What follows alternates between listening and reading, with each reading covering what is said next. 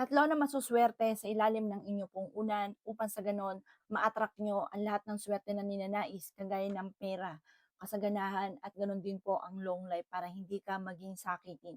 Gagawa din ako ng ganyan na nakabalot naman ito sa berde mga bossing ko na tela na pwede nyong ilagay sa ilalim ng inyong unan. Unang-una, ano po yung tatlong bagay na ito mga bossing? Ito po mga bossing ko ay ang 8 barya. Kailangan natin ng 8 infinity. Yung 6 naman po, smooth na daloy ng swerte. Ito naman, walang hanggang swerte mga bossing. Pagkatapos ito mga bossing ko, siya po ay mas mainam, meron kayong citrine.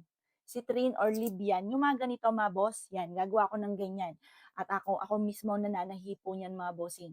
Ngayon pa mga boss, nakalagay siya sa, pwede siyang ilagay sa kulay green na tela or kaya po ilagay niyo po ito sa green na papel kasi ang green, long life at saka money. Tapos mas mainam meron kayong hulo na maliit. Kahit hindi metal, kahit kahoy, basta kahit anong klase ng hulo, dapat meron kayo. Kasi yung pong hulo, nag-a-attract po yan ng long life. Kaya kung ikaw ngayon ay laging may sakit, ikaw ay laging walang pera, ikaw po ay parang lagi nasisimutan, or kaya po lagi ka lubog sa utang, lagi ka namumblema sa pinansyal, unang-una mga boss, bukod sa pagiging masipag at matyaga, mainam na huwag kang makakalimot magdasal at meron kayong ganito. Ipopost ko din po yan mga boss, mananahilang po ako. Kumbaga, na-share ko lang kung gusto yung gumawa, gawa po kayo at makakatulong po yan para higit kayo na maka-attract ng swerte mga bossing.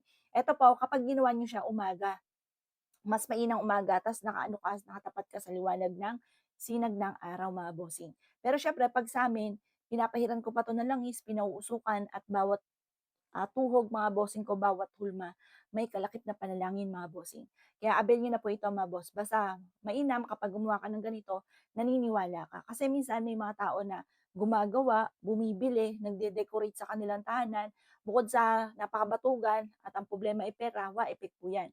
Pero kung ikaw po ay masipag at matyaga, para may patutungan ng pagiging masipag at matyaga, kailangan meron tayong tatlo sa buhay natin. Yan nga po mga bossing ko, huwag kang makakalimot magdasal, numero uno. Pangalawa, yun nga po yung sipag at tiyaga lagi na sinasabi. At pangatlo, sabayan natin ito ng mga pantaboy ng malas at panghatak na swerte kagaya ng mga ganitong mga pamamaraan. Simple pero napaka-epektibong pamamaraan. Kung naniniwala ka, gawin niyo po ito mula sa inyong pong puso. Kapag ikaw po mga bossing ko yung nag-avail naman, kailangan naniniwala ka at lagi kang positive ko. Tuwing umaga, lagi mo sasabihin, magkakaroon ako ng maraming pera. Basta kung ano yung problema nyo, susolusyonan nyo na lagi nyo salitain. Halimbawa, may karamdaman ka, gagaling ako at magkakaroon ako ng mahabang buhay. Gano'n mga bossing. Or kaya po lubog ka sa utang, makakabait ka agad ako sa aking mga pagkakautang. Tuwing umaga, ugaliin niyo po yan. Tapos mainam, meron kayo mga ganito at kayo mismo magugulat. Yung ba tipo na wala talaga sa isipan mo na parang malabo na suntok sa buwan na ikaw po ay makabayad, may dumarating na solusyon sa mga problema po ninyong pinagdadaanan. O siya mga boss, subukan niyo pong gawin po ito. 8 barya, citrine or Libyan na natural stone, kahit isang piraso lamang na maliit, kahit maliit lang, or may mga kristal ka. Yung mga kristal kagaya ng ganito, mga boss. Yan. Mga kristal, yan. Or kaya, yung ganito.